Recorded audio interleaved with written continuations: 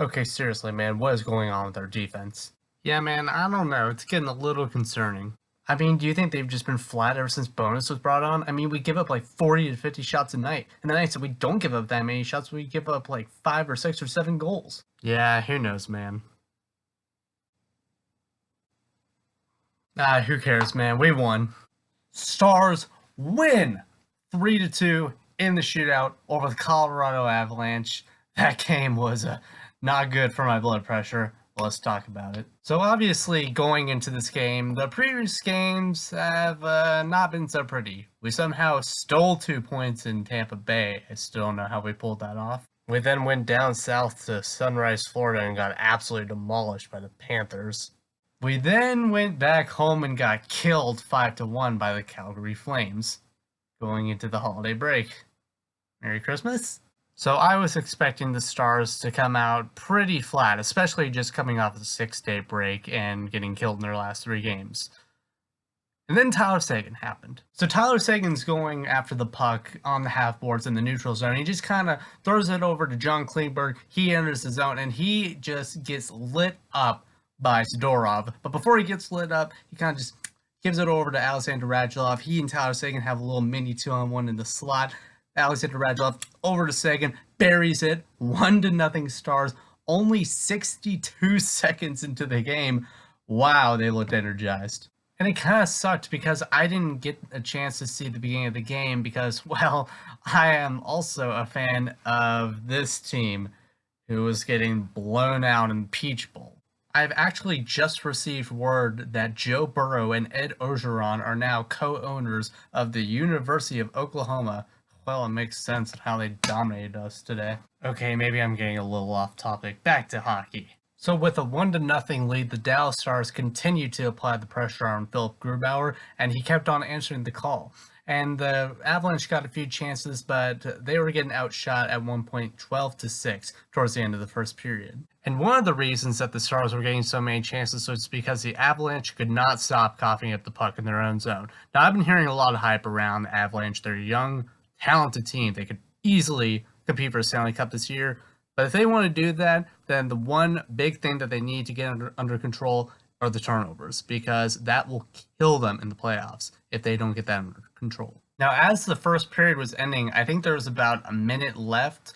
Matthew Nieto enters the zone with the puck, and he just kind of throws the puck on Bishop, and it looks like the puck is going to trickle behind him, but I believe his name was Tyson Jost. It was the Colorado Avalanche's fourth line, so I don't really know them too well. Tyson Jost just kind of saves it. He centers it, and JT Comfer just banks it in.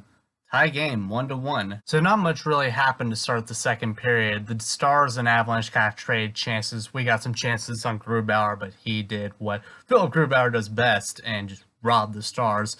The Avs got a couple chances, but Bishop, he took care of that. And then with about 12 or 13 minutes left in the second period, the Avs entered the zone, and Matthew Nieto, again, I don't know what it is with this Colorado fourth line, but they have my attention now. He gives it over to Ian Cole, he swats it out of the air, and he actually is, Bishop is screened by JT Comfer, and Cole just blasted by him. 2-1 Avalanche. And for the rest of the second period, the Colorado Avalanche, they kind of started to pull away in the shot department. They actually, at one point, they got a 5-on-3 power play. I'm not sure what the penalties were, I forgot. But they absolutely did nothing with it. But that 5-on-3 actually turned to a 4-on-3. McKinnon, I think, tripped someone up. That turned to a 4-on-4 for about 15 seconds, which then turned into a 5-on-4 Dallas power play for about a minute and a half. And although we didn't score on that chance, we were starting to get some more chances on Grubauer. And although we went into the second period down, we had a feeling that we were going to tie this game up in the third period. And lo and behold, at the beginning, 1 minute in, with a clean draw to the left of Grubauer, gives it over to Rope. Rope slides it over to the point, over to Klingberg, and Klingberg absolutely sets up Denis Gurianov on the one time. He blasted right past Philip Grubauer.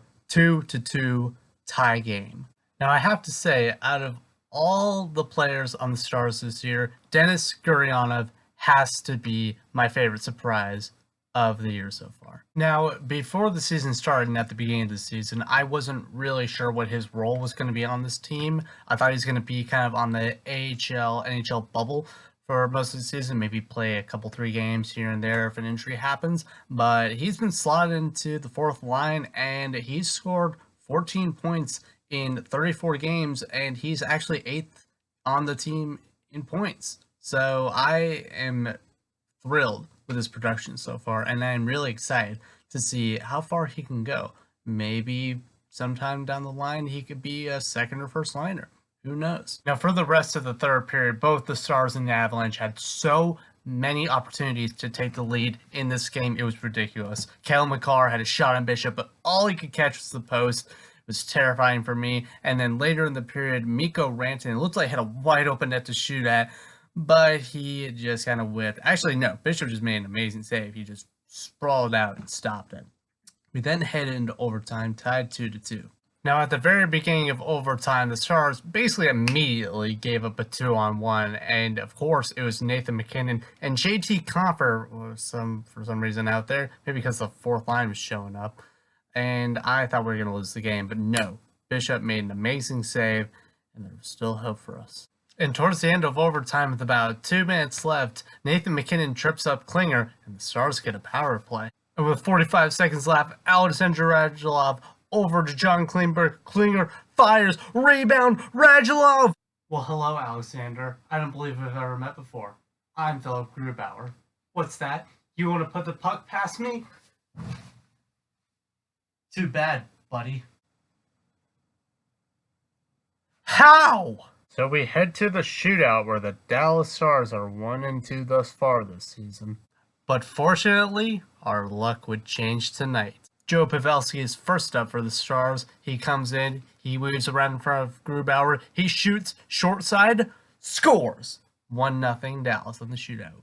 First up for the Avalanche, of course, was Nathan MacKinnon. He comes in with speed, hard, he tries to cut to his backhand, and stopped by Bishop. Second up for the Stars was Tyler Seguin. He came in relatively fast, and he actually had a nice shot on Grubauer, but Grubauer made a even better save with his blocker, and it's still 1-0 with Mikko Rantanen coming up.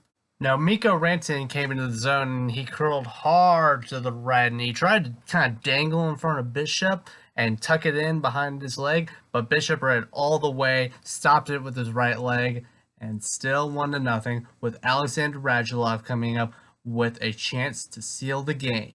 Let's go home, boys. I have sleep to get before game tomorrow. Radulov kind of comes in, not with a ton of speed. Grubauer thinks that he's going to put a high blocker. He doesn't. He puts it right under his arm. Stars win 3-2. The one thing that really concerns me about this game and about the last few games is obviously the defense. We gave up 43 shots in this game, which is a lot, but it's only been, I think, 7 or 8 games under bonus, so the defense is still trying to get adjusted to a new coach. So I'll give them the benefit of the doubt. It's only the middle of the season. There's still a long way to go. They still have time to get adjusted. I'm not overly worried. As long as we keep winning games, I am A-okay. Just make adjustments, keep winning, and let's not fall apart. Please, let's not fall apart. Let's not ruin what we've started. So the Stars go to Arizona tomorrow to face the Yotes. Dobby almost certainly in net, but it's going to be a tough game. The Yotes are a very good team this year. They got Taylor Hall now, and they look scary. So I wouldn't be surprised if we're a little sluggish at the beginning and honestly throughout the game. So just kind of keep your eye out for that. That is it for this video. Thank you guys so much for watching. Please like this video, subscribe, and follow my Twitter account because I'll be posting updates about future videos on there. Thanks, guys. Go Stars.